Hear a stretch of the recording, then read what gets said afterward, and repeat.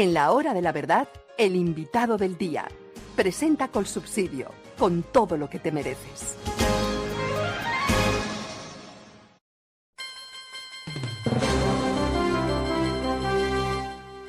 Como se los habíamos prometido a ustedes, audiencia de la hora de la verdad, está con nosotros el doctor Andrés Borrero, representante de la Cámara por el Partido Centro Democrático, uno de los hombres que más ha luchado en el Congreso de la República en el tema de la reforma a la salud y se ha opuesto a ella, precisamente por lo que significa y por lo que le traerá como consecuencia a los ciudadanos un sistema de salud absolutamente estatizado, improvisado por parte del gobierno de Gustavo Petro y que solo ha traído problemas en los preliminares, porque recuerden ustedes, sistema de salud que ha servido de conejillo de indias ha sido el de los docentes, que va de mal en peor.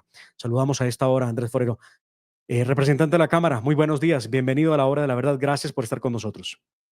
Además, muy buenos días. Un saludo para ti, un saludo para la mesa y para todos los oyentes. Muy contento de estar en este 2025 en estos micrófonos. Muy feliz año. Muchísimas gracias. Un feliz año también para usted, para todos los suyos.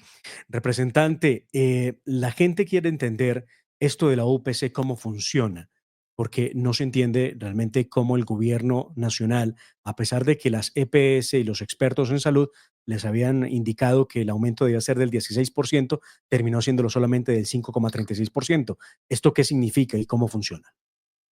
Sí, la UPC, de mar, para que nos entiendan los oyentes, es la unidad de pago por capitación. Es la prima del sistema de aseguramiento en salud en el país. Es lo que básicamente, por cada uno de los afiliados del sistema, asigna el gobierno a las distintas EPS. Entonces, si hay una EPS que tiene 3 afiliados, digamos, el gobierno le tiene que dar mensualmente el correspondiente a la división de esa UPC por todo el año mensual.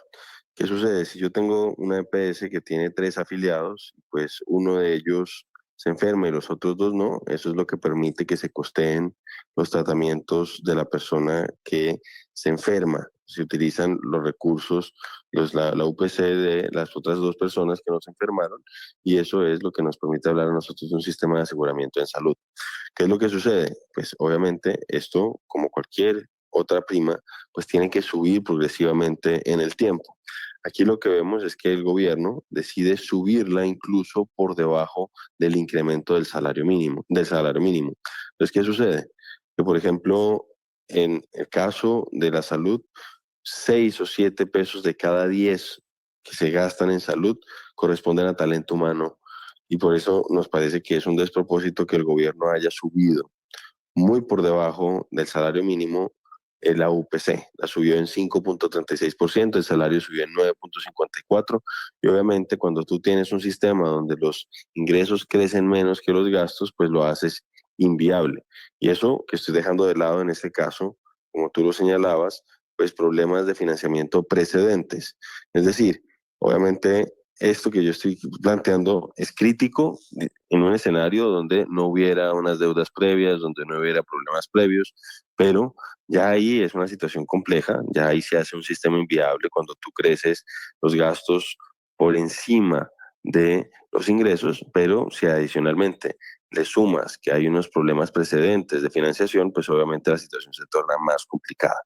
Y lo que hemos denunciado además es que la dirección que está a cargo de ese cálculo de la UPC, pues me respondió el Ministerio de Salud y Protección Social que estaba en interinidad desde el mes de mayo de este año y que una de sus subdirecciones está vacante desde hace más de un mes. Adicionalmente, pues la comisión que también está encargada de ese ejercicio, porque pues esta es como la dirección es la que se encarga de asesorar, de estar pendiente, la que hace muchos de los cálculos, pero al final eso se define en una comisión. Esa comisión pues no se reunía desde el mes de mayo y adicionalmente desde el mes de abril, perdón, y ninguno y sus comités técnicos la última reunión que tuvieron la tuvieron en el mes de agosto. Es decir, se dejaron coger el día y ahora pues el gobierno trata de echarle la culpa supuestamente a la CPS cuando controla a muchas de ellas. Adicionalmente el ministro Guillermo Alfonso Jaramillo anda de vacaciones. ¿Por qué terminó calculándose de esa manera la UPC? ¿Por capricho del gobierno? ¿No escucharon a las EPS? ¿No escucharon los prestadores de salud, a las IPS? ¿O realmente hay algo de técnico en la decisión que toma el presidente Gustavo Petro y su ministro de Salud?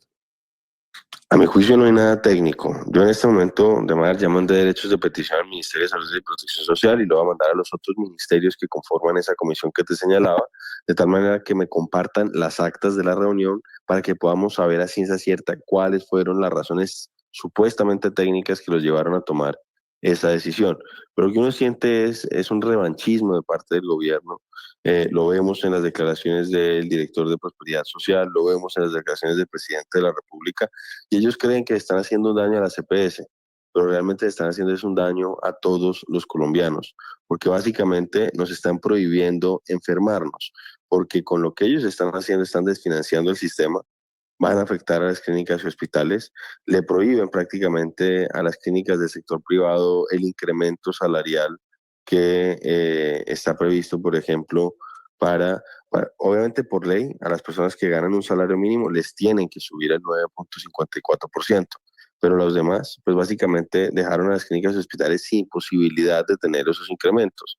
Entonces, lo que nosotros sentimos es que el gobierno, pues por hacerle un daño a la CPS, por tratar de llevarse un punto contra ella sin ninguna clase de justificación técnica, porque hay estudios que han mostrado que la unidad de pago por capitación, incluso antes de esta situación, ya era insuficiente, que se estaban gastando, mejor dicho, que el gasto en salud la estaba superando, pues el gobierno desatiende todos esos llamados sin ninguna clase de soporte técnico y ahora pues toma esa decisión irresponsable y pone en riesgo la vida de miles de pacientes colombianos. Como decimos, el gobierno básicamente nos prohíbe enfermarnos porque está desfinanciando un sistema que tenía problemas, sin duda alguna, además no era perfecto, pero era un sistema que hacía mucho con muy poco y ahora la verdad es que estamos viendo cómo destruyen de facto el mayor avance social del país en los últimos 30 años. ¿Se está materializando el chuchuchú del presidente o la crisis explícita que había anunciado la exministra Carolina Corcho? Hablando de la exministra Carolina Corcho, quien se perfila como supuesta candidata presidencial del petrismo, eh, ¿qué ha pasado con la reforma a la salud? ¿En qué terminó los debates en el mes de diciembre, doctor Andrés? ¿Y qué es lo que viene a partir del 16 de febrero cuando se reanuden los debates en el Congreso de la República?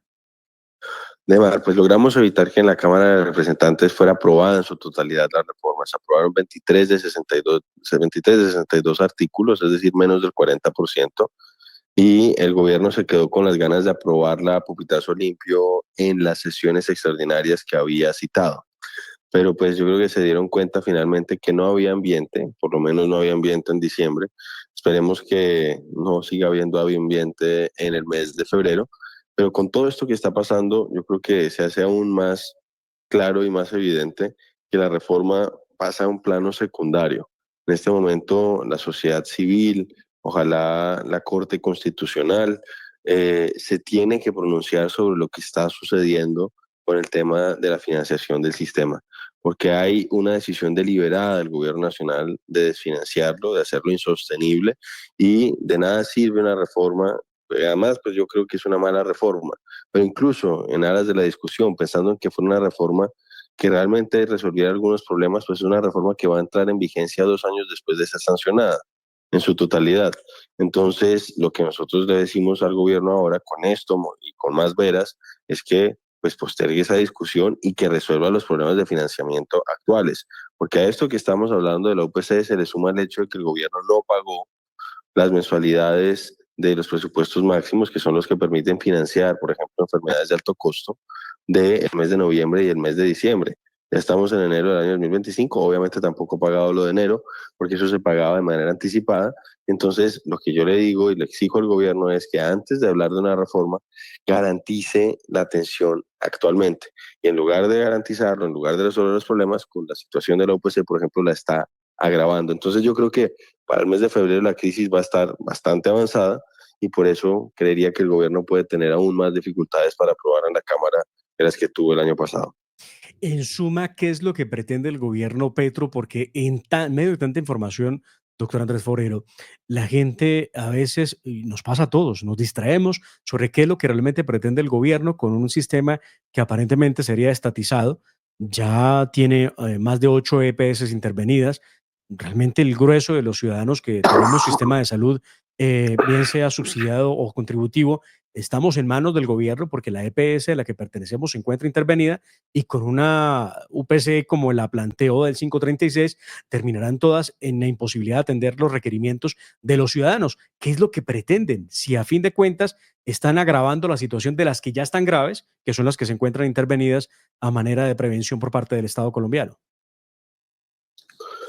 Pues, Demar, ahí lo que uno ve es que se le imponen los dogmas, se le imponen los prejuicios ideológicos al presidente y en lugar de pensar en los pacientes, está pensando precisamente en atacar lo que él considera es la presencia o el protagonismo privado en un servicio que para él tiene que ser eminentemente público. Yo, por el contrario, porque el presidente dice, no, es que los recursos de la salud son públicos y por eso tienen que ser manejados por lo público. A mí no me gusta hablar de lo público, a mí me gusta hablar de la plata de los colombianos. Y en el caso mío, por ejemplo, que como cualquier otro colombiano aporto al sistema, soy beneficiario del sistema, yo prefiero personalmente que sea una buena EPS como lo es Sura, la que se haga cargo de mi salud y no que sea el alcalde o el gobernador de turno o el ministro de salud, que como en este caso tenemos al señor Jaramillo, está de vacaciones mientras estaba tomando posiblemente la decisión más importante del año en materia de salud, que era el cálculo de la UPC. Entonces, yo creo que la inmensa mayoría de los colombianos también prefiere eso. Lamentablemente el presidente, pues lo que quiere es avanzar en la estatización del sistema, precisamente por razones ideológicas, sin pensar en si eso va a favorecer favorecer o no a los usuarios. Y tú lo decías antes, hemos tenido ya dos pilotos. Un piloto es el nuevo sistema de salud de los maestros, que tiene en términos per cápita prácticamente el doble de recursos del régimen contributivo del régimen subsidiado, tiene malos resultados, los tenía antes del nuevo sistema, y este gobierno logró lo que era impensado y es empeorar ese sistema que ha sido un desastre de piloto. En lugar de corregir el piloto, pues a pesar de que no fueron capaces de hacerse cargo de la salud de 800.000 maestros y familiares de maestros en ese subsistema, básicamente ahora quieren extenderlo a 50 millones de colombianos. Y la otra experiencia que ellos han tenido, donde podían mostrar supuestamente las bondades de su nuevo sistema, ha sido lo que tú señalabas con las intervenciones de las EPS. Hoy más de la mitad de la población colombiana está afiliada a EPS que están controladas, intervenidas por el gobierno nacional. Pero estas intervenciones que teóricamente eran para mejorar esas EPS, pues terminaron siendo peores los remedios que la enfermedad. ¿Por qué? Porque en materia de cartera, en materia de peticiones, quejas y reclamos, y en materia de tutelas, esas EPS han empeorado. Yo denuncié, por ejemplo, lo que estaba pasando con Sanitas. El interventor anterior de Sanitas tomó una decisión improvisada y completamente irresponsable de cambiar los gestores farmacéuticos de la noche a la mañana en varios departamentos del país, y esa decisión y las consecuencias han sido nefastas. Lo pueden atestiguar los pacientes de Sanitas, por ejemplo, en el departamento de La Guajira, en el departamento del Cesar, etcétera, etcétera. Entonces, nosotros lo que vemos es que el gobierno realmente no piensa en los pacientes, está pensando es en tratar de quedarse con mucha información de los usuarios, posiblemente por razones ideológicas, y sobre todo, más que otra cosa, está pensando en imponer sus prejuicios y sus dogmas ideológicos, incluso pasando por encima de la vida de los pacientes. Justifica Gustavo Petro que estas decisiones se deben a que históricamente se han robado la plata de la salud y que en este subsistema o en esta idea que tiene de una reforma a la salud, ya no ni siquiera por ley, porque ni siquiera la están dejando tramitar. Lo que están haciendo es imponerla ni siquiera por decreto, sino porque están generando situaciones que hacen insostenible el sistema. Entonces, dice Gustavo Petro que para que no se roben la plata del sistema de salud, lo mejor que puede haber es la intervención y lo mejor que puede haber es cambiarlo por el sistema que él tiene en su ideario. De hecho, escuchaba hace un tiempo a Francia Márquez decir que el sistema de salud cubano era un modelo o inclusive otros petristas que no entiendo qué hace Gustavo Bolívar opinando de salud, que no tienen idea, hablando también de los sistemas que inclusive en Venezuela instauró en su momento Hugo Chávez. ¿Es que acaso se parece en algo el sistema colombiano al cubano o al venezolano? Afortunadamente no se parece, pero a veces uno siente que el gobierno, el tema de Barrio Adentro, que fue un modelo que Ujú. implementó Hugo Chávez en Venezuela y que ha sido el referente para el presidente Petro con el tipo de los equipos, con el tema de los equipos extramurales, pues él cree que con eso va a resolver los problemas de salud y eso no es verdad. Sí, es bueno que vayan, por ejemplo, médicos o equipos, si es que se puede, a algunas zonas, pero eso es sin que se desfinancie la atención a quienes tienen enfermedades hoy en día, que eso es lo que está sucediendo. El ministro Jaramillo de la UPC del año pasado tomó 5% de manera completamente arbitraria, se la quitó al aseguramiento, se la quitó al tratamiento de enfermedades y la destinó a esos equipos extramurales. Además, ellos dicen que sí, que ha habido corrupción en EPS, y sí, en algunas EPS ha habido corrupción, obviamente eso es condenable y se tiene que rechazar y los responsables tienen que ir seguramente a la cárcel, pero no todas las EPS son ladronas, no todas las EPS son malas. Y de hecho, como yo lo decía antes, yo prefiero que sea una buena EPS como Sura la que se haga cargo de mi salud y no el alcalde o el gobernador de turno. Pero así como ha habido robos en las EPS, en algunas EPS, también ha habido robos en alcaldías, en gobernaciones. Ahora vemos, por ejemplo, cómo han denunciado desde medios de comunicación cómo el ministro Jaramillo envió a los entes territoriales cerca de $1 billón para que supuestamente hicieran hospitales y muchos de ellos, después de varios meses, seguían en un 0% de ejecución. De hecho, en algún caso, en una ciudad, en un municipio en La Guajira, mostraban cómo las personas que estaban a cargo de la construcción habían recibido la plata y se habían perdido. Entonces también hay casos de corrupción y muchos, como por ejemplo el del cartel de la hemofilia, que están más relacionados con lo público y están relacionados con gobernadores o con alcaldes. Entonces, el presidente, pues realmente, vuelvo a insistir, no está pensando en los pacientes, está pensando es en imponer sus prejuicios ideológicos.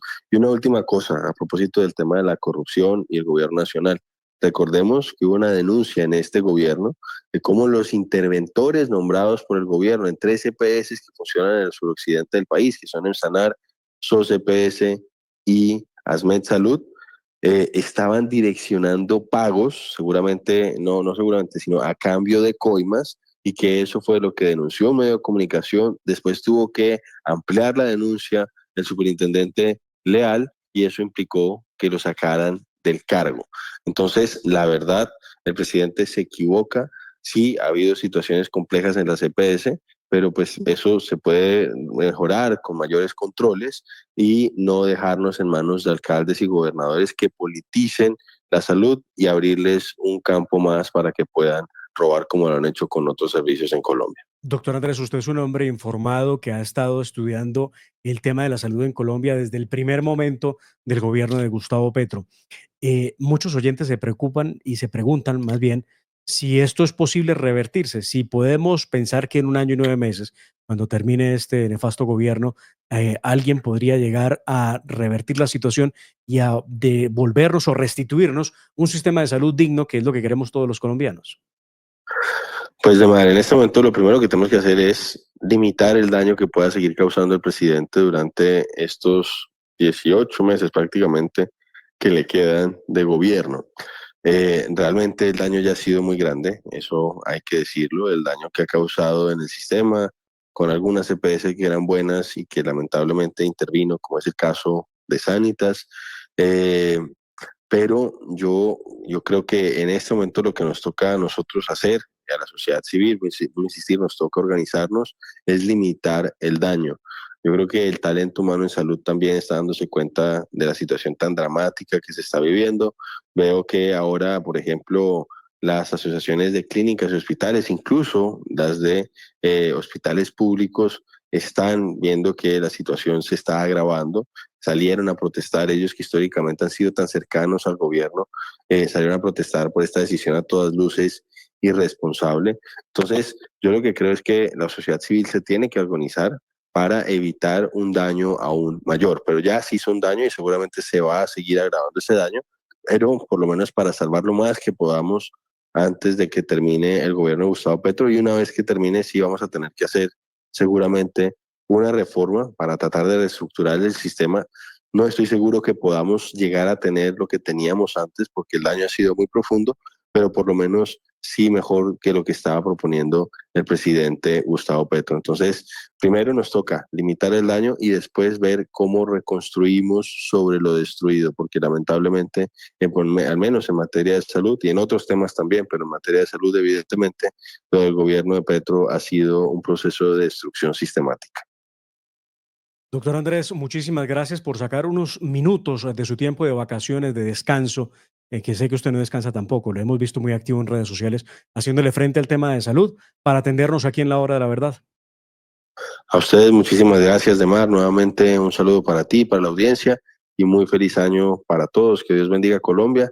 Y como decíamos antes, nos toca resistir estos 18, 19 meses que nos quedan para empezar a reconstruir Colombia a partir del año 26. Así es. Muchas gracias. Feliz día. Bendiciones. Feliz día. Bueno, estaba con nosotros Andrés Forero, representante de la Cámara por el Partido Centro Democrático Bogotá, hablando de la crisis explícita de lo que ha provocado Gustavo Petro y su ministro Guillermo Alfonso Jaramillo al frente del sistema de salud. Nada fácil de escuchar lo que se viene para Colombia y, por supuesto, la consigna es resistir en momentos tan difíciles. Leo algunos de los comentarios de ustedes, queridos oyentes, en nuestro chat. Luz Amparo Reyes dice: Demar, queman la casa con la excusa de acabar con el hormiguero. Es lo que hicieron con el pretexto de un par de EPS corruptas, acabó con el sistema que funcionaba bastante bien.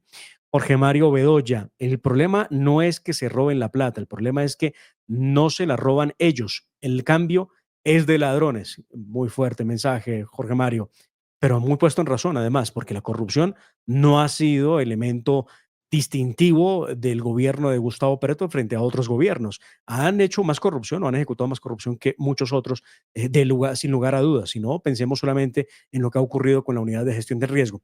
Y ojo, porque este es el año de las imputaciones a la campaña de Gustavo Petro y de Gustavo Petro. Recordemos el artículo 109 y el proceso que se lleva a cabo en la Comisión de Acusaciones de la Cámara de Representantes.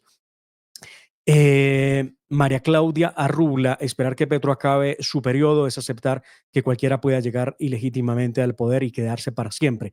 Va muy conectado con lo que estaba mencionando sobre el artículo 106, que es absolutamente claro, 109, perdón, que es absolutamente claro respecto a que un gobierno que se elija violando los topes electorales debe ser destituido. Por lo menos eso es lo que dice la Constitución Política de Colombia. Dice también Jorge Mario Bedoya: doctor Forero me representa, muchas gracias. Julio César Aguirre, a través de Facebook, la CPS, donde se presentan robos, son las que administró Roy Barreras como Caprecom, y ahora, en vez de estar en la cárcel, lo nombró Petro embajador. Bueno, algunos de sus comentarios. Gracias por seguirnos. Recuerden darle like a esta publicación y apoyarnos para que sigamos todos los días con la hora de la verdad, entregándoles a ustedes noticias, análisis de fondo. Vamos con un muy breve al oído porque el tiempo nos ha comido y ya regresamos con ustedes. Dale un giro a tu rutina en Piscilago con subsidio y disfruta de un plan divertido por naturaleza con todo. Sí, con todo. Nosotros nos encargamos del transporte, el pasaporte de ingreso, el almuerzo y hasta del helado. Tú solo tendrás que preocuparte por la diversión. Compra tu plan con todo en www.piscilago.co y visítanos ahora. Aplican términos y condiciones. Vigilados por subsidio. Acceda desde cualquier parte del mundo a www.lahoradelaverdad.com.co. Opinión, análisis, entrevistas y noticias. También encuéntrenos en Twitter en @Hora de la Verdad. La Hora de la Verdad con Fernando Londoño Hoyos.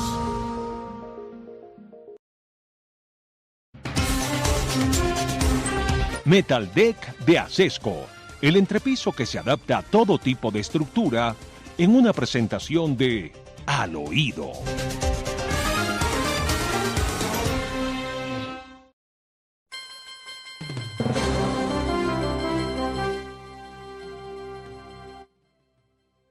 Y bueno, es momento de analizar temas al oído con ustedes. Quedó aplazado, por lo menos para mitad del mes de enero, la idea que se tenía de que algunos de los ministros de Gustavo Petro renunciarían a su cargo para poder presentarse como futuros precandidatos presidenciales. En la baraja está Luis Gilberto Murillo, quien se dice será precandidato presidencial, lo mismo que Juan Fernando Cristo, el ministro del Interior. Lo que no se sabe es qué va a ocurrir exactamente con el señor Armando Benedetti, quien ha posteado una fotografía suya con su familia, con sus niños, que nos abstenemos de publicar. Simplemente se las comentamos a ustedes, deseando un feliz año. Él, hoy uno de los hombres más importantes, asesor número 1 de cabecera de Gustavo Petro. Entre tanto, Laura Sarabia se mantiene también en su cargo como directora del DAPRE, pero las dificultades cada día son más grandes. No acompaña al presidente Gustavo Petro o al señor Petro a todos los eventos a donde quiera que va, como antes ocurría. Quien lo acompaña se supone es Armando Benedetti. Petro, que terminó al mejor estilo de Hugo Chávez, del populista Hugo Chávez, dando una locución el 31 de diciembre pregrabada en el barrio Pescadito, en una tienda de barrio, para dar a entender su cercanía. Seguro que no tiene idea de cuánto valen los productos ni cuál es la vida de un tendero en Colombia, por cuenta, entre otras cosas, que no podemos dejar de lado, de los famosos impuestos saludables que han afectado a los tenderos de Colombia. Y es que recuerden ustedes que viene un reajuste en los productos que llamaron de impuestos saludables, lo que afectará, por supuesto, el comercio de los tenderos, que, como lo ha dicho Fenalco, son los más eh, afectados por cuenta de la decisión de Gustavo Petro. Esto tiene que ver con los alimentos procesados, ultraprocesados, las bebidas azucaradas, entre otros. Estos cálculos que ha traído Fenalco respecto al famoso tema de los impuestos saludables ha golpeado duramente a las familias de los tenderos y, por supuesto, a los colombianos que veían en muchos de esos productos pues la posibilidad de armar una lonchera para sus hijos para el colegio. Sí, qué rico comer saludable, pero qué rico también tener la libertad de poder escoger lo que se quiere comer, lo que se quiere consumir. Recuerden ustedes que el aumento entre el 10 y el 15% de un producto ha desestimulado las ventas y el tendero o termina vendiendo menos productos o haciendo menos dinero por cuenta de las ventas. El impacto de los impuestos saludables en Colombia ha generado que el 10 y el 15% de los ingresos a las tiendas haya caído. Esa es la realidad que Gustavo Petro no le cuenta al país cuando utiliza una tienda para poder dirigirse a los colombianos. Y este año viene un nuevo ajuste en esos famosos impuestos saludables que creó Gustavo Petro para recaudar más presupuesto. Como ustedes han dado cuenta, no hay presupuesto que le alcance a Gustavo Petro definitivamente y por eso busca más dinero. En hechos de último minuto que les tenemos que contar al oído, acaba de conocerse una comunicación que envía a SEMI y a Socajas, que son los que agremian a las EPS en el país. Y en esta comunicación que les muestro a ustedes en pantalla, lo que dice ASEMI y la Asociación Nacional de Cajas de Compensación Familiar es que los están solicitando al gobierno nacional que haya una reunión, una comisión que se establezca entre la Asociación Colombiana de Empresas de Medicina Integral, ASEMI, y la Asociación Nacional de Cajas de Compensación con el gobierno nacional para que se instale una mesa técnica para la revisión del reajuste de la UPC para el 2025, luego de ese incremento fijado en el 5,36% y que afecta la vida y la prestación del servicio. Comenzando el año y con el fin de prevenir una crisis mayor a la que enfrenta actualmente el sistema, solicitamos con urgencia y prioridad este espacio de revisión técnica que permita conocer el análisis adelantado por el Ministerio de Salud, conocer la retroalimentación frente a la información aportada y que conduzca al reajuste del cálculo que sea completo, reproducible y suficiente para el año 2025. Es lo que dice ese comunicado de última hora que presenta ASEMI y la Asociación de Cajas en medio de la angustia que hay en el país por cuenta del ajuste que hizo Gustavo Petro, que, como ustedes lo escucharon de la voz de Andrés Forero, el representante de la Cámara, parece más hecho a propósito, por capricho, que porque realmente sea algo que hayan calculado los expertos del ministerio y de las diferentes EPS. Este año es clave para la imputación a Gustavo Petro como candidato que fue a la presidencia de la República y para su campaña. Recuerden que se habla de movidas precisamente en Ecopetrol, de donde saldría el actual gerente Ricardo Roa para convertirse en ministro de Minas y Energía, reemplazando a Andrés Camacho. Y de esa forma dejar una vacante en Ecopetrol que ya tendría también una persona lista para venir a suceder a Ricardo Roa, que tendrá que responder por la violación de topes de campaña. Recuerde que en julio de este año vencen los términos para que la investigación al gerente de la campaña del 2022, Ricardo Roa, y el presidente Gustavo Petro avance o concluya definitivamente en la comisión de acusaciones de la Cámara de Representantes. Recuerden también ustedes que el Consejo de Estado fue absolutamente claro y enfático en que el Consejo Nacional Electoral sí está facultado para investigar la campaña y al candidato presidencial Gustavo Petro por violación de topes de campaña. Eso es lo que no le ha gustado a Petro y por eso le pidió a la Corte Interamericana de Derechos Humanos que lo amparara, desconociendo un fallo del Consejo de Estado y desconociendo la investigación que adelanta el Consejo Nacional Electoral. ¿Qué va a ocurrir este año? ¿Se moverá la comisión de acusaciones? ¿Habrá realmente una imputación frente a esos más de 5.300 millones de pesos que se dice fue el monto por el que se volaron los topes electorales? Pues vamos a ver, porque ahí está en juego nada más y nada menos que la aplicabilidad del artículo 109 de la Constitución Política respecto a esa violación de topes electorales. Eso por una parte. Y por otra parte, por supuesto, lo que deba ocurrir con la decisión del Consejo Nacional Electoral de imputar cargos al presidente y al gerente de Ecopetrol, Ricardo Roa, que recuerden ustedes, fue una investigación que desarrollaron los magistrados Benjamín Ortiz y Albarrán Prada por hechos que indican que la campaña pues, se voló por más de 5.300 millones de pesos los topes electorales, entre otros con unos vuelos que contrataron con una empresa llamada Sociedad Aérea de Ibagué, SADI, que no aparecieron reportados en cuentas claras. Están las facturas también de medios de comunicación donde se pautó parte de esa propaganda. Y en otros hechos que habrá que revisar también este año, uno muy importante que tiene que ver con la visita o no de Petro y si no de su representante a la posesión del dictador Nicolás Maduro. Entre estos y otros temas ha opinado el señor canciller Luis Gilberto Murillo, quien también está listo para volverse candidato presidencial una vez deje su cargo. Definitivamente ha dicho él que la asesoría que le prestaron a Gustavo Petro es para que no asista a la posesión, pero que Petro es autónomo en tomar la decisión y que lo hará. Lo grave es que este es un sentimiento que efectivamente no representa a todos los colombianos. Y uno de los hechos que más curiosidad causó, que le pido que por favor le dé una miradita, el concurso navideño de la Casa de Nariño del que habló Laura Sarabia. Esto es increíble. El país en una situación financiera insostenible y entre tanto, desde el gobierno de Gustavo Petro, arman concurso de Navidad. Escuchemos a Laura Sarabia dando parte del concurso de Navidad. Esto es pan y circo. Una temática para decorar su oficina en el marco de la Navidad. Y ahorita lo que hicimos fue lanzar un concurso navideño.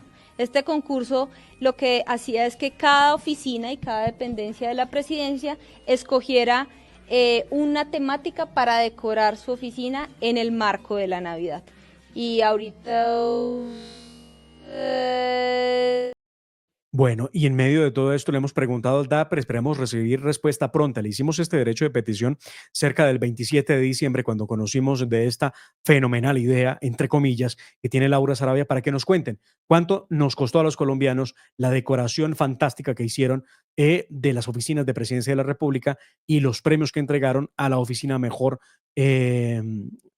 ambientada de Navidad o mejor disfrazada. Esto es realmente indignante, así simplemente. Y ojo, porque viene campaña presidencial, año electoral, y con esta terminamos. Ya desde el pacto histórico lo hace Iván Cepeda, anuncia nada más y nada menos que habrá un proyecto, esto tendrá que ser un proyecto de acto legislativo. Aquí está el trino de Iván Cepeda, donde anuncia, ya somos 10 congresistas, 4 senadores y 6 representantes los que presentaremos un proyecto de rebaja de nuestros salarios. Crece la audiencia, es lo que dice Iván Cepeda. Pero recordemos, por ejemplo, momentos en los que Gustavo Bolívar justificaba las razones por las que no era posible aumentar el salario. Gustavo Bolívar decía que no era bajar el salario porque ellos no podían legislar en propia causa. No, miente Gustavo Bolívar y mentían los del pacto histórico en el cuatrienio pasado.